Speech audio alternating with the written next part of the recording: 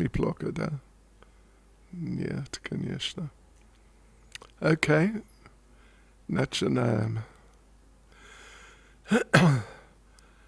Nama Om Vishnu Padaya Krishna Prestaya Bhutale Shrimati Bhaktivedanta Swami iti namane Namaste Saraswati Devi Gauravani Pracharane Nirvishesha Shunyavadi Paschatyadeshatarne Sri Krishna Caitanya Prabhu Nityananda Shri Advaita Gadadha Shivas Adi Gaura Bhakta Vrinda Hare Krishna Krishna Krishna Hare Hare Hare Rama Rama Rama Hare Hare Vanchakalpatrubhyas cha kripa sindhubhya evacha Patitanam pavanebhyo vaishnavebhyo namo namaha.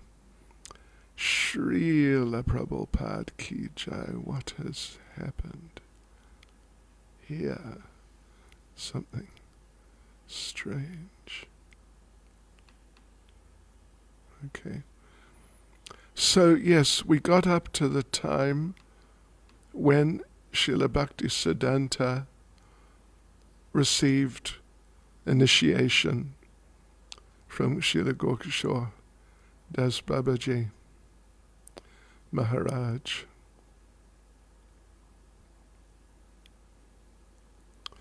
So let's just continue on from there.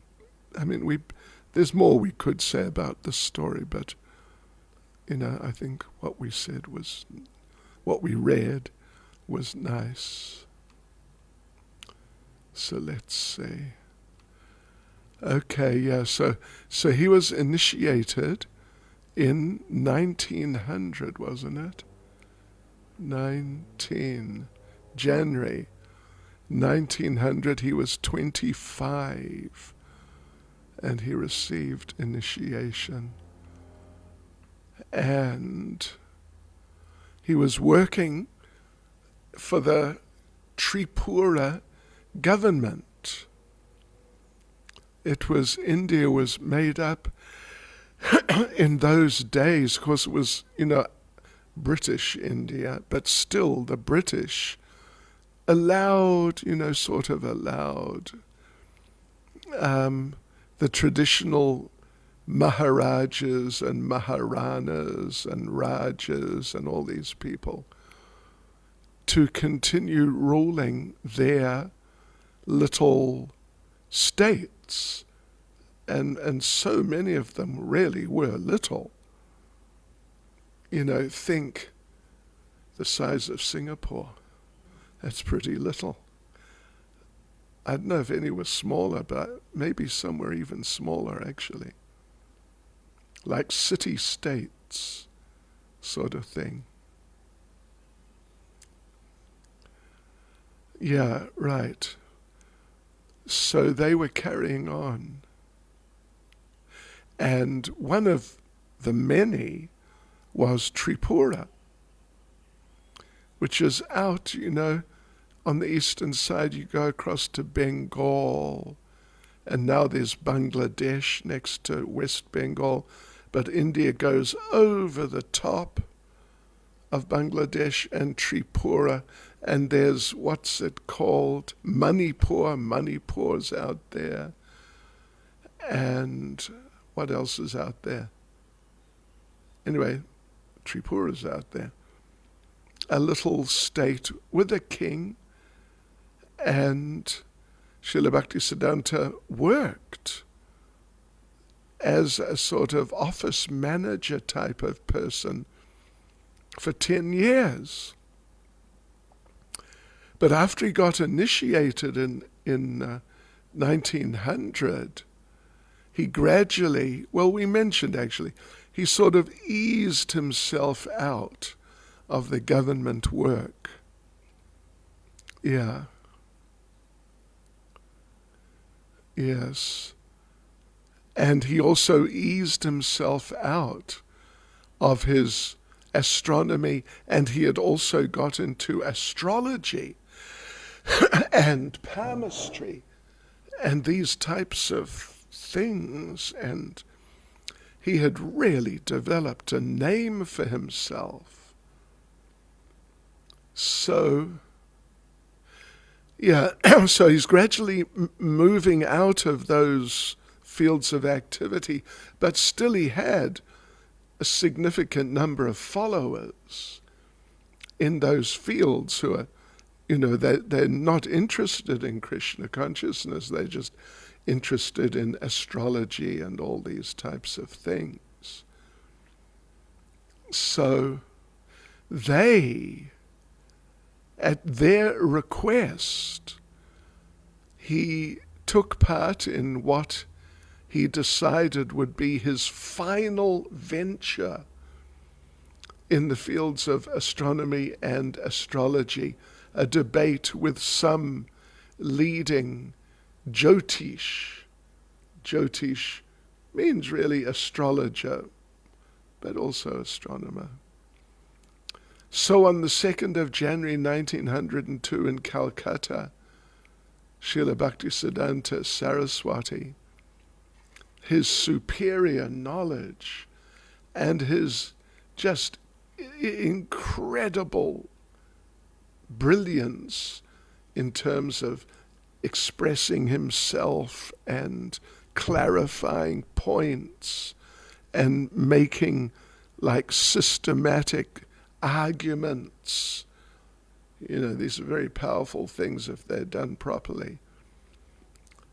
And just his potency. He left that scholar so completely trounced. You know what trounced means? Oh, you don't? I was wondering. Anyway, just sort of so like defeated, but like beaten into the ground, trounced. Yeah, it's like if in rugby, I don't know if you know anything about rugby, one team beats the other team by 100 points to 0. That's a trouncing.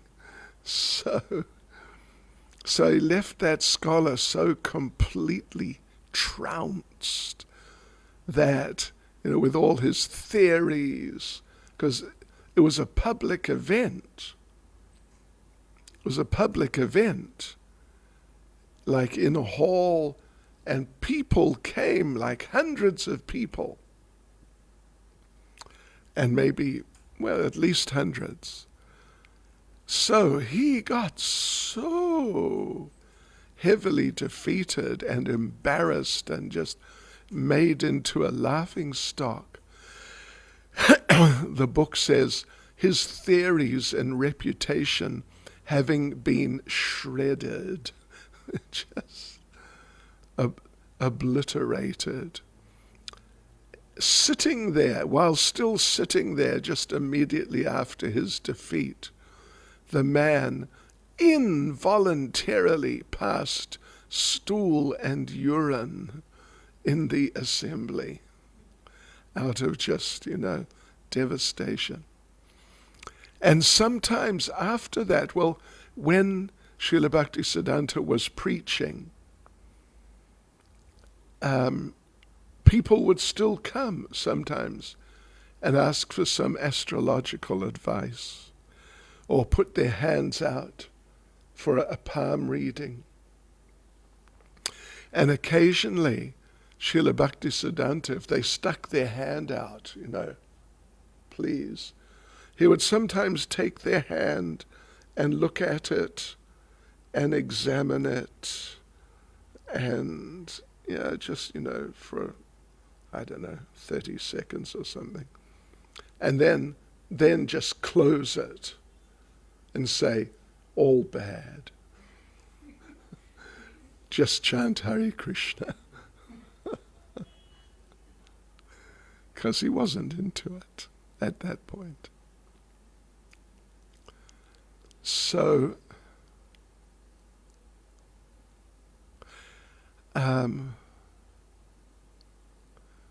Let's see. Well, in amongst Bengalis particular, and so you get it in Vrindavan, because there's a lot of Bengalis, really a lot in Vrindavan. There's this one devotee, sort of devotee, named Radha Raman Charan Das Babaji, who was an educated person, but at some point in his life he renounced everything and took up just being a Vaishnav. So he and Srila Bhaktisiddhanta, well, he would regularly visit Srila Bhaktivinoda, and so Srila Bhaktisiddhanta would sometimes visit him. But then this person concocted a mantra, which is very famous amongst, the unqualified kind of peripheral Vaishnavas. And it goes, Bhaja Nitai Gaur Radhe Sham Japa Hare Krishna Hare Ram. It's catchy.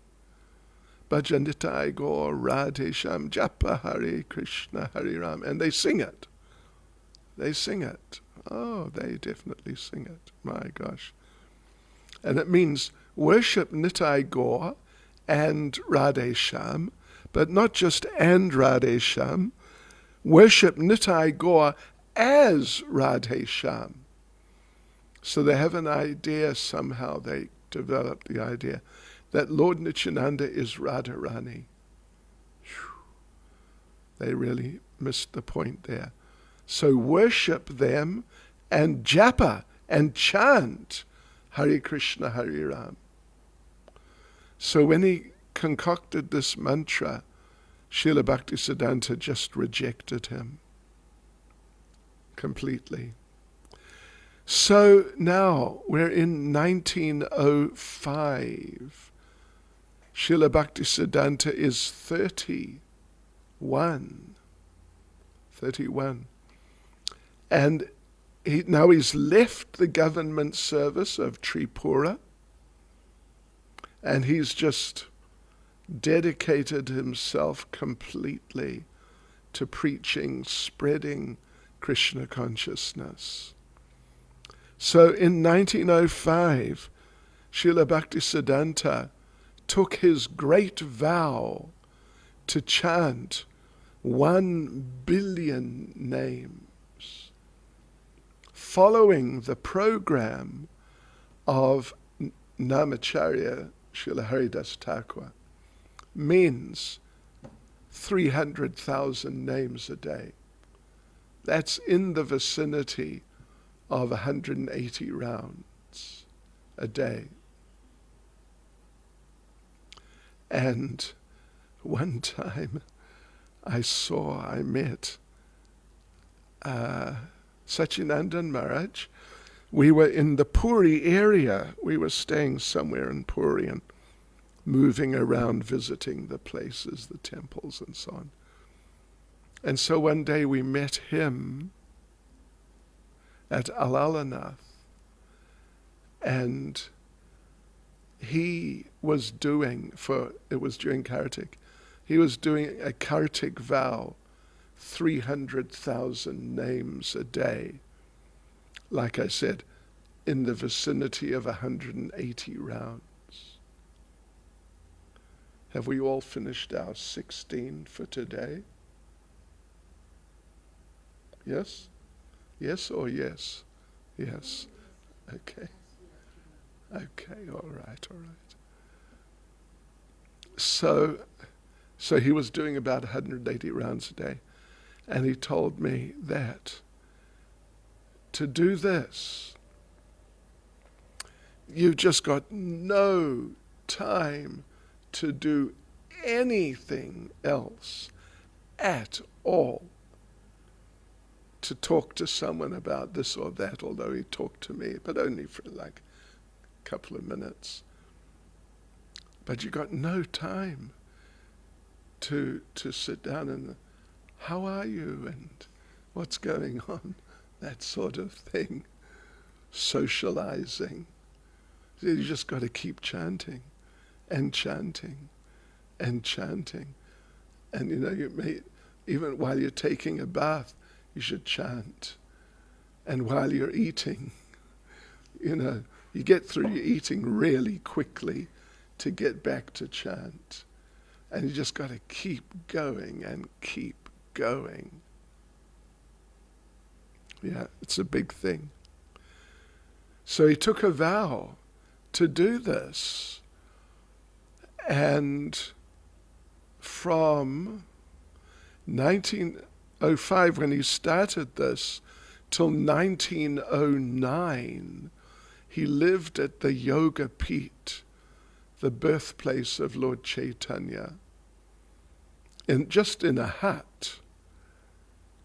And it says he cleared an overgrown area at the Yoga Pit and made a grass hut in which he lived, 1905 to 1909.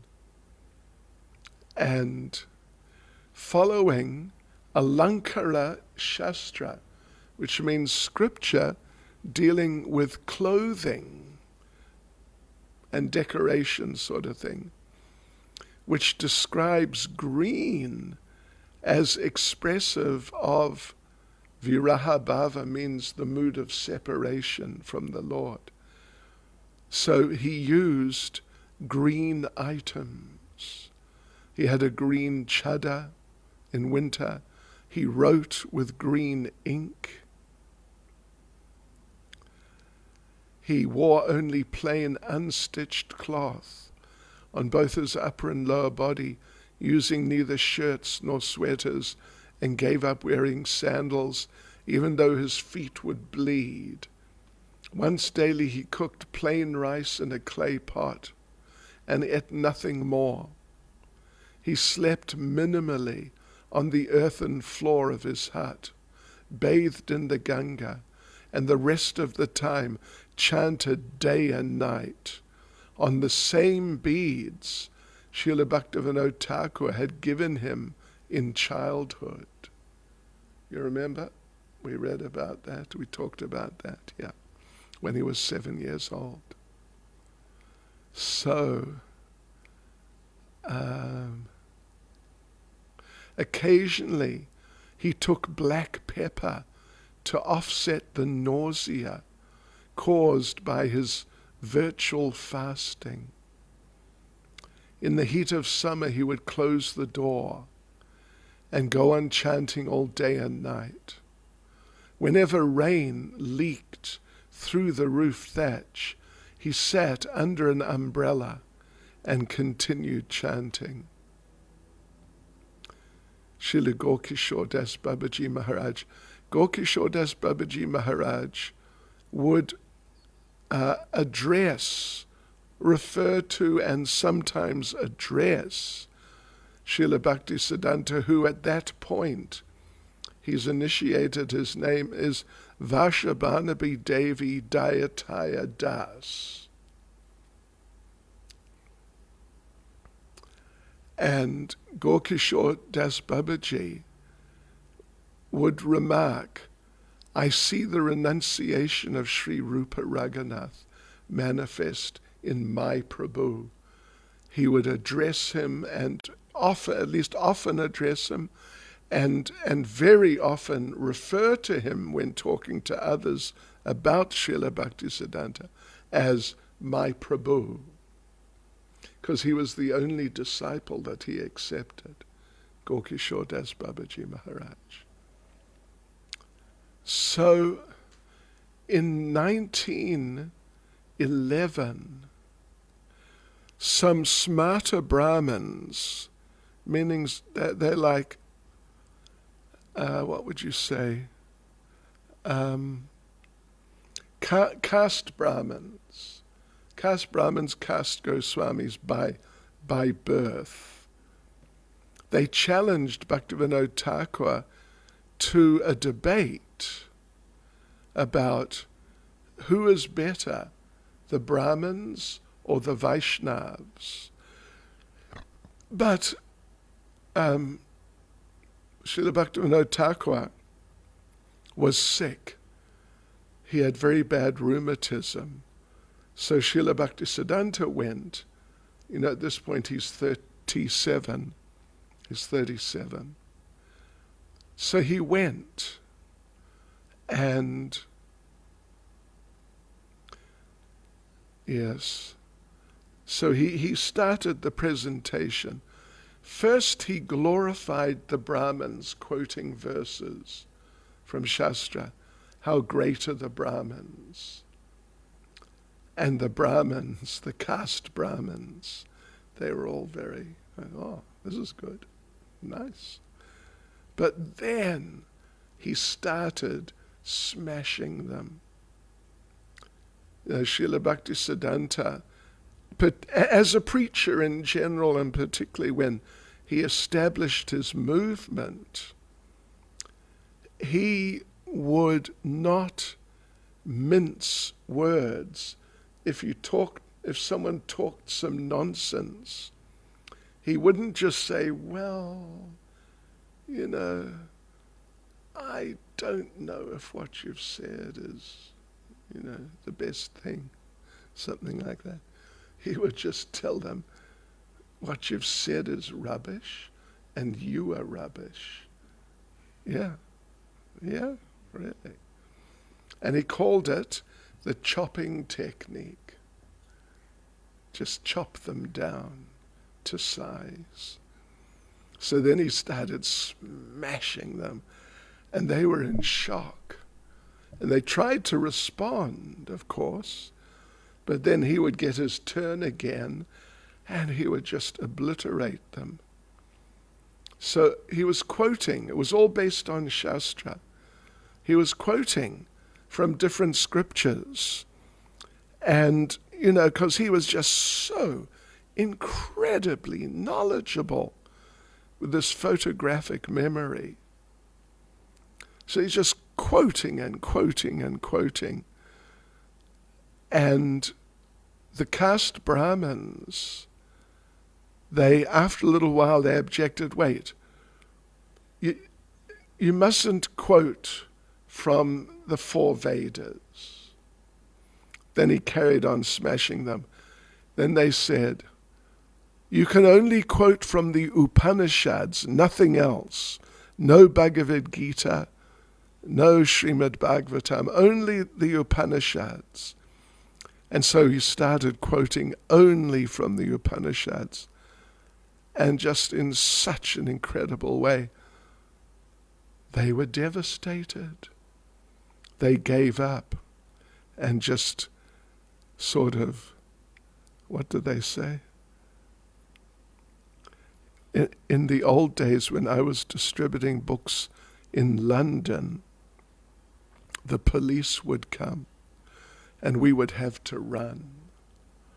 Many times I had to run. Fortunately, I was a sprinter at school, so I usually escaped, but not every time. And we called that doing a legger. When you run, you're doing a legger, right? So these caste Brahmins, they just did a legger. They just ducked out. And suddenly everyone realized, hey, they've gone. What happened? So the people were just so impressed with Srila Bhaktisiddhanta. The whole crowd of just hundreds of people came forward. They wanted to get some mercy from him, some dust from his feet. So he tried also to duck out one side. But the police realized if he ducks out, there'll be a riot. Yeah, the people are just going to go wild. So they grabbed hold of Srila Bhaktisiddhanta. They got a big, like a basin. I mean, not a basin really, what do you call it? Anyway, like a metal type of thing that people in the old days would take bath in. That sort of thing. And an adult can at least sit in it, and the sides come up, some way. So they got one of those things, sat him down, holding on to him so he couldn't escape, filled it full of water, and then just plunged his feet into it and started distributing the water. Hare Krishna. Another famous incident was in 1915, because actually Srila Bhaktisiddhanta finished that 1 billion names, 300,000 a day. He finished it after, it was sort of actually, I don't know, I think it took maybe 10 years, 9 years or something like that. Or maybe less. I mean, you could calculate 300,000 into 1 billion. A quick calculation tells us 1 billion divided by 300,000.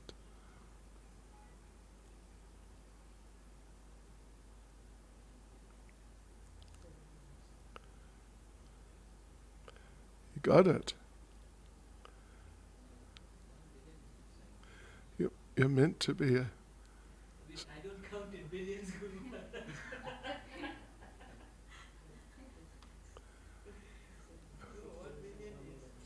300. 1 billion is 90. 300. 3,300. Or 33. So 3,300 days is about 9 years. It's 9 years. I understood it to be something like 9 years. Okay. Right, so 1915 he has completed it all. In 1915, Srila Gaurkishore Das Babaji Maharaj left this world. And Srila Bhaktisiddhanta was over at the birthplace on the eastern side of the Ganges, and Gaurkishore Das Babaji Maharaj was living in Navadvip, which was on the western side of the Ganges. So he passed away. And the local Babajis who would sort of try to hang out with him, although he wasn't interested in their association because, the vast majority are not serious. Vast majority. And many of them are really degraded. But they dress as Babajis. So they sort of, when just before Gaurkishore Das Babaji Maharaj left this world, I mean just like maybe a day before or something, he said, when I leave my body, I want that you tie my body behind donkeys and have the donkeys pull my body through Navadvip. So they were in the process of tying his body to the backs, to be dragged by a couple of donkeys. And Srila Bhaktisiddhanta arrived on the scene. And he saw this. And he challenged them. And he said, no, I am his only disciple. So I will decide. And we will not do that. That was just his humility. So we'll have a proper Vaishnav Samadhi ceremony for him. But those Babajis, they still protested and they wanted, they said, well, we're senior to you, because they're, elderly people. We're senior and we are sannyasis, because he was not a sannyasi, he was a brahmachari, Srila Bhaktisiddhanta. Until 1918, he took sannyas. So he was a brahmachari. And they, they're dressed as sannyasis, but they're dressed as Babaji sannyasis, means wearing white. So they said, you're just a brahmachari, we're sannyasis, we're older than you, we've been sannyasis for so many years, so we will take the body.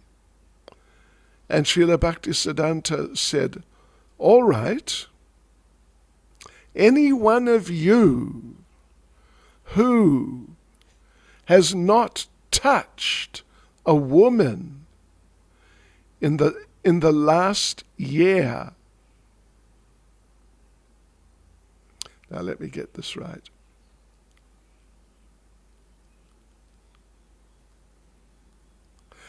Maybe it was the other way around. From 1 year. Okay, for 1 year, you can touch my Guru Maharaj's body.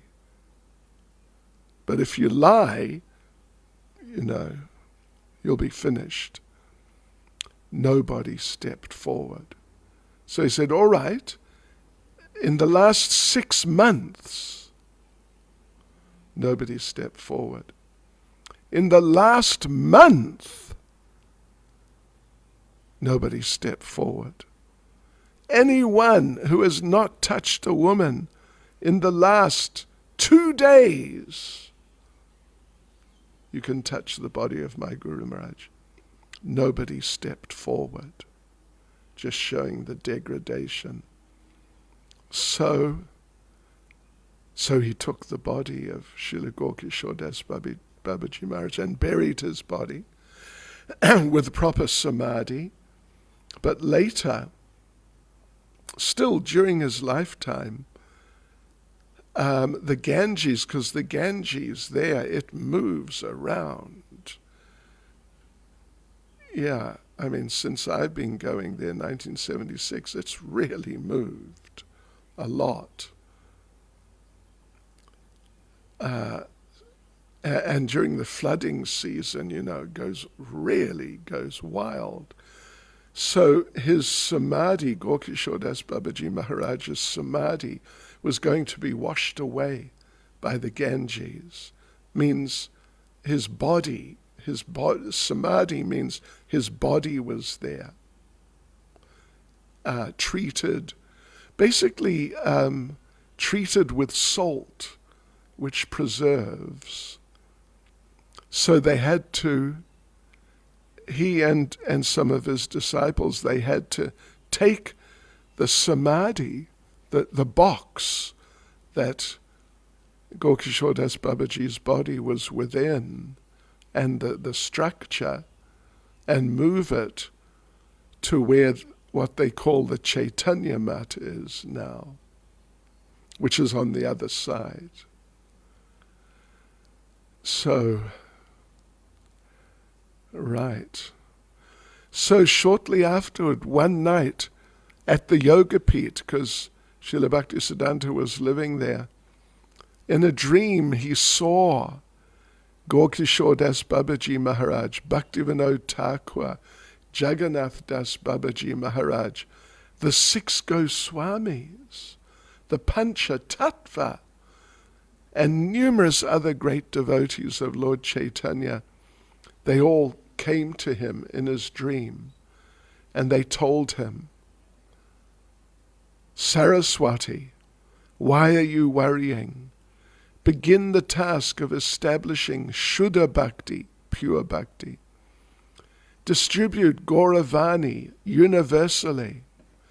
Expand service to Gauranam, Gauradham, and Gaurakam.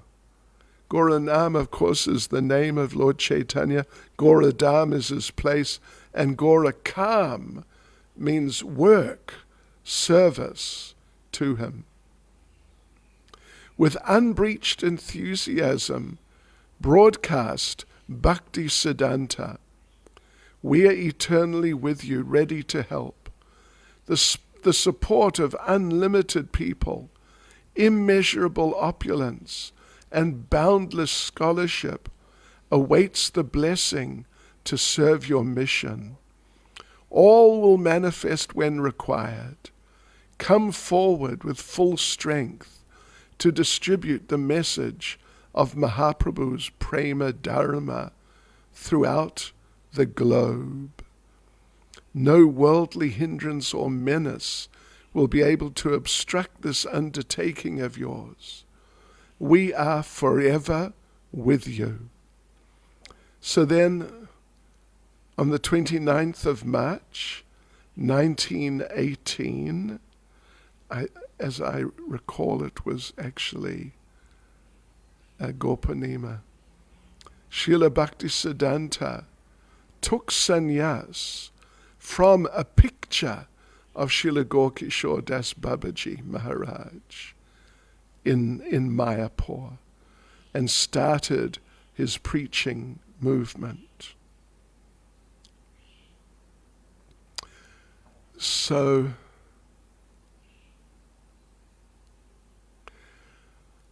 one time, actually 29th of March 1933, so 5 years later, as a sannyasi and the leader, not 5 years,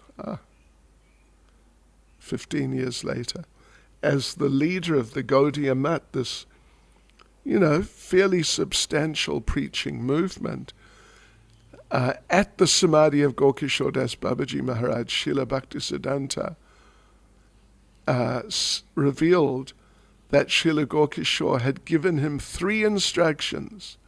Don't make any disciples, don't associate with anyone, and don't go to the world of Maya, Calcutta. And Srila Bhaktisiddhanta Sarasvati then confirmed about himself. He did not make disciples. Those who considered themselves his disciples were in fact his gurus. For by observing their ideal inclination for service to the Lord, his own tendency to serve increased. 2, he did not associate with anyone. Because association means to accept something from others, but he accepted only what was given by his Guru Maharaj, which might come through others, but he would take it, that this is, my Guru Maharaj has sent this through some other person. And also, 3rd one, not to go to the world of Maya, Calcutta. He never went to Calcutta, but only to the Gaudiya Math, which, although apparently situated in Calcutta, was actually the spiritual world. So in this way he fulfilled these instructions of Srila Gaurkishore Das Babaji Maharaj.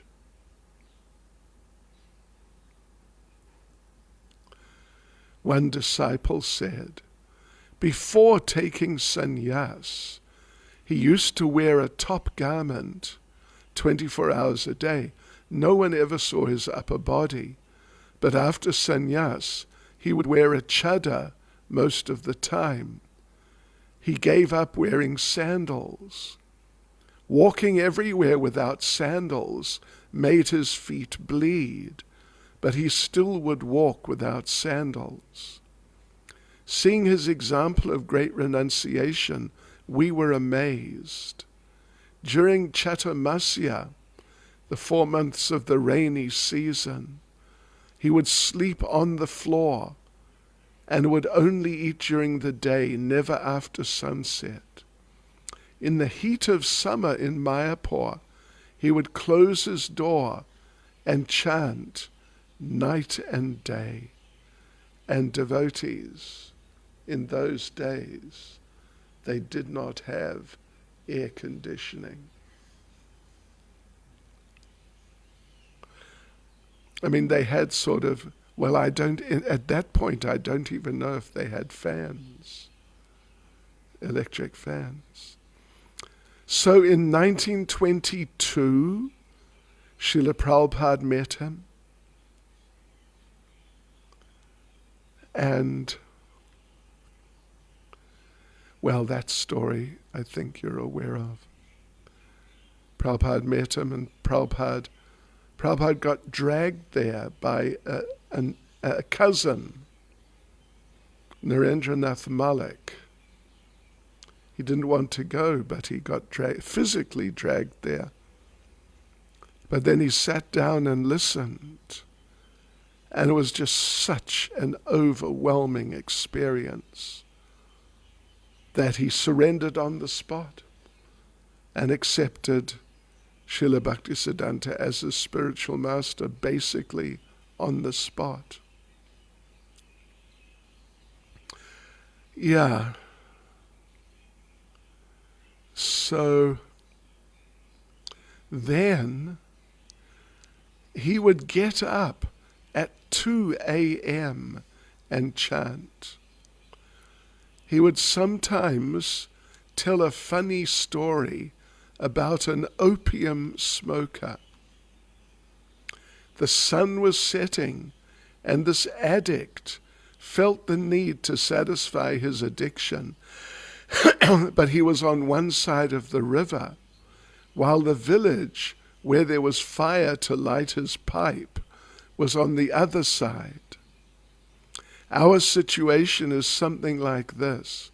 We want to be united with Krishna, the Lord of Goloka, in Goloka, but we are separated by a raging river of disqualifications. At the end of every class, Srila Bhaktisiddhanta would recite a verse.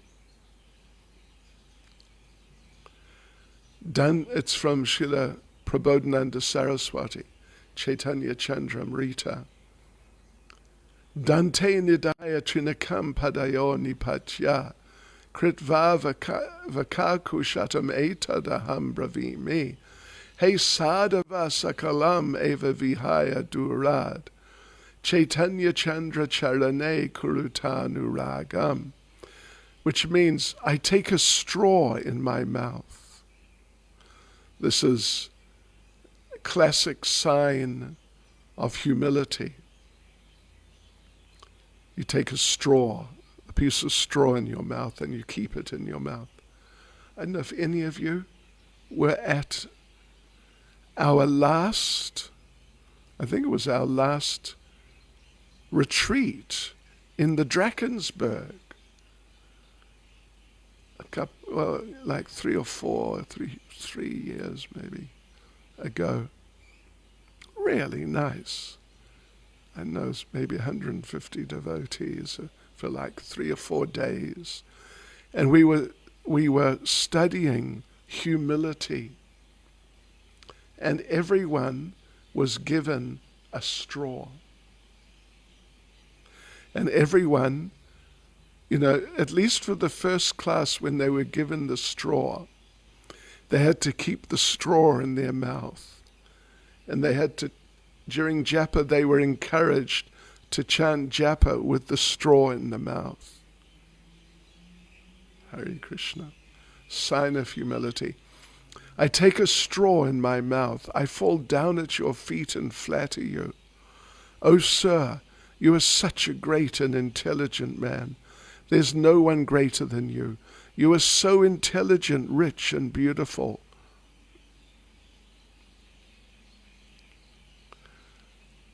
Oh, you are a great sadhu. You've learnt so many nice things, I know.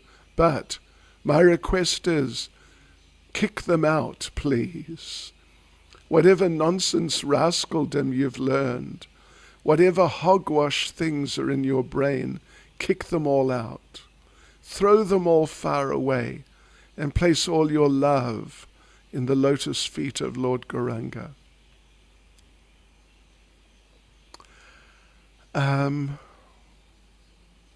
Once I was in Srila Prabhupada's room. He was giving a darshan in Bhaktivedanta manner, and a devotee asked him, what should we say to people when we're distributing your books? And Prabhupada stood up and picked up a book and walked over and gave it to one of the devotees, and then said basically this to the devotee. He said to the devotee, my dear sir, I can see you are extremely intelligent. Actually, you are the most intelligent person I have met all day. But my dear sir, I have just one request of you. My request is, please forget all of your nonsense and read this book. And that's what he said we could tell people when we're distributing books. So, his dietary habits, 7 a.m., a light breakfast, a little halava or a sweet, and full prasadam at 11. The basis of which was a large amount of rice with spinach and other vegetable preparations. He always took green papaya, cooked with water, and blended until it became like soup. This was good for the liver and digestion. He would always take a little lime with his meal.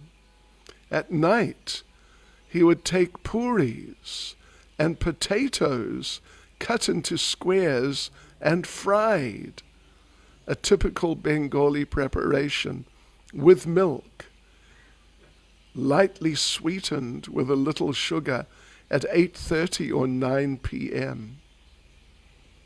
In the afternoon, he liked to take lemon sherbet, basically nimbu pani, if you're familiar with that, a sweet lemon drink with water, or cool, dark coconut juice. In his prasadam, he liked a lot of salt, which made taking his remnants difficult. He was fond of drumsticks. He also liked chickpeas fried with hing and salt, and food cooked in cow's ghee or sesame oil. He was very fond of hing, especially peanuts fried with a lot of salt and hing. He was very fond of sweets, and especially liked the Bug Bazaar rasgullas. There's a Bengali sweet shop in Bug Bazaar. It's a bazaar where their big temple is, and he liked their rasgullas. I think the devotees in our ISKCON temple near there, they still buy sweets from that shop and offer them to the deities.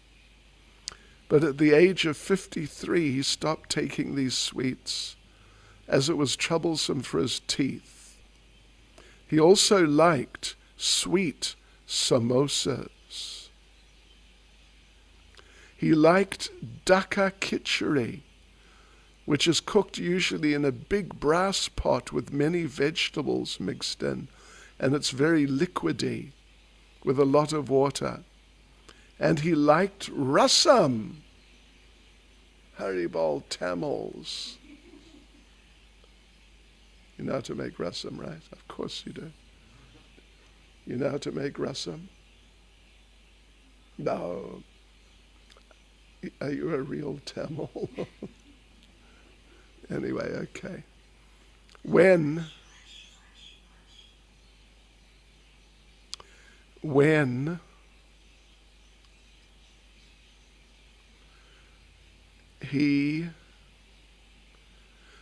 Jagannath Mahaprasadam would come, he would circumambulate 3 times and offer full dandavats. And then just before passing away, he gave the following instructions. With the utmost enthusiasm, preach the message of Rupa and Raghunath. Our ultimate goal is to become a speck of dust, touching the lotus feet of the followers of Rupa Goswami. All of you remain united in allegiance to the spiritual master in order to satisfy the senses of the transcendental Supreme Person. Do not give up the worship of Hari, even amidst hundreds of dangers, hundreds of insults, or hundreds of persecutions. Do not become unenthusiastic upon seeing that the majority of people in this world are not accepting the message of Krishna's sincere worship. Never give up the glorification of the topics of Krishna. They are your own personal bhajan and your very all in all. Being humble like a blade of grass and tolerant like a tree, constantly glorify Lord Hari. In the early hours of the morning of January the 1st, 1937, Srila Bhaktisiddhanta Saraswati Goswami passed away. Hare Krishna. Srila Bhaktisiddhanta Saraswati Thakur ke. Srila Bhaktisiddhanta Saraswati Thakur ke. Srila Bhaktisiddhanta Saraswati Thakur ke. Go Premanande. Any comments, questions? Oh, yes.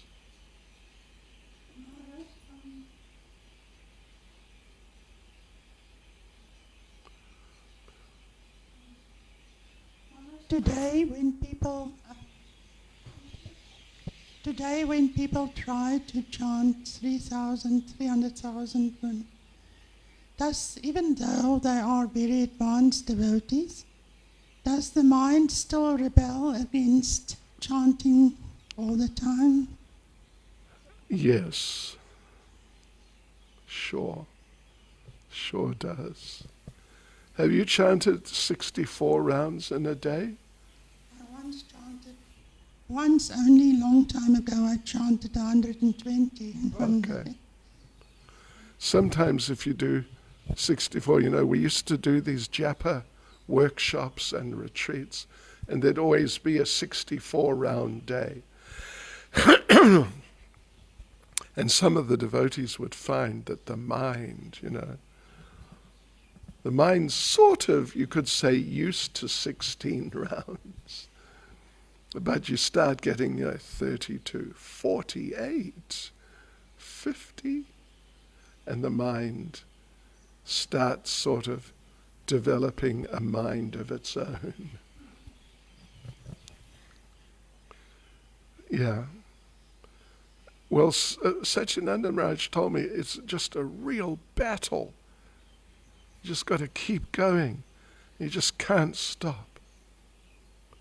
Otherwise you fall behind. And as soon as you fall behind, you've had it. Because even 16 is a battle for me sometimes. Sometimes. For some, sure. Prabhupada, a devotee asked Prabhupada, how can you tell if your chanting is of good quality? And Prabhupada answered that your chanting is of good quality if, when you finish 16 rounds, you feel, why just 16 rounds? Why not 16,000? Then your chanting may be of good quality.